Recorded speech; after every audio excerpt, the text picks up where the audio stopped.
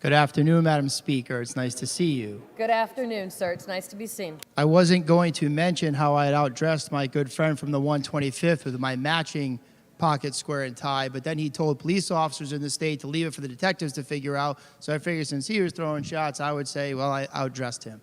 But in a more serious note, we've heard a lot about the police accountability bill. My colleagues and I have been talking about it for a long time, and there is no doubt that that police accountability bill created or contributed, I should say, to a lack of recruitment and retention in our police forces, not just in the state police, but certainly our municipal police forces throughout the state. My good friend from the 125th said that the active policing prevents crime from happening. All of us are hearing back in our district about catalytic converter thefts, stolen vehicles, and certainly we are aware of the crash deaths that are occurring in record numbers on our highways. And I think all of us in our daily commute from our respective districts to our offices here in Hartford have seen the significant decrease in the police activity on our highways. And I would encourage all of my colleagues to refer to an actual report that was done by our government, NHTSA, in conjunction with the DOJ a few years back, called the Data-Driven Approach to Crime and Traffic Safety, where they proved overwhelmingly that an increased police presence and increased police activity not only led to a decrease in traffic crashes, but also a decrease in violent crime in those target areas. And that's very important data. As for this contract, certainly increasing the pay to make it competitive against the 169 municipal towns or however many police departments we have in the state, and certainly making our pay competitive to area states would hopefully be more of a draw to incentivize, I'll say, young people to enter the field of law enforcement. But I'll remind my colleagues that not too long ago, we had overwhelming applicants for our police forces, both in our municipal police departments and our state. And I talk to probably more police officers every day than most of my colleagues, saving maybe a couple of you. And I will tell you that police officers often aren't looking at what they get for a pay when they come through that door and sign that application and take that first series of tests, followed by polygraphs and drug screens and background checks and psych evals, et cetera. To go through that rigorous process, it really was never about money.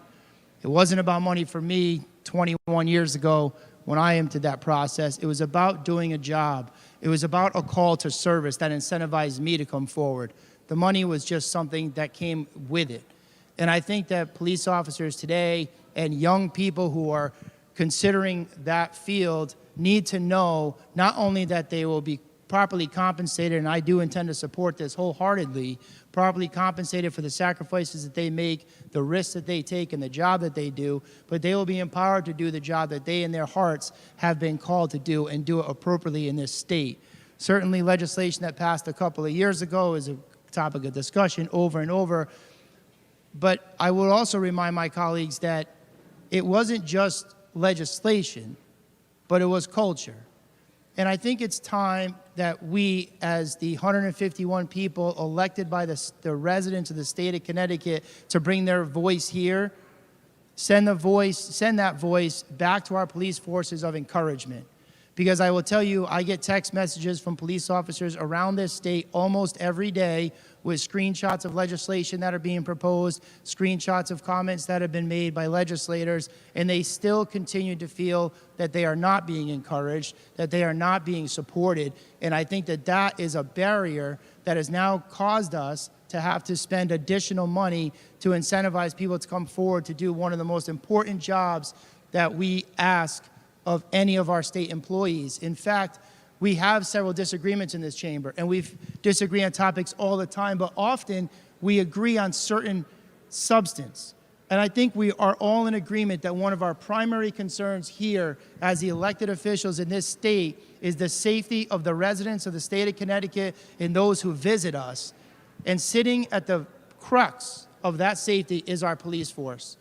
And I think that we can agree, and I hope that we can agree, that we should take that profession that has long been admirable, overwhelmingly admirable in the state of Connecticut, in a state where our police officers have met training standards and professional standards that far surpass 90% of the states in this country, and let our officers in Connecticut know we support them, We are here from them, and we are paying them, and we expect that job to be done, and we are going to empower them to do their job, and they are going to be protected when they do their job correctly. They will be protected when they do their job with goodwill, and they will be protected and supported when they do the job that they were called to do, and we are grateful for it. I encourage all of my colleagues on both sides of the aisle to send that strong message starting today with a yes vote and continuing throughout the next several months. Thank you, Madam Speaker.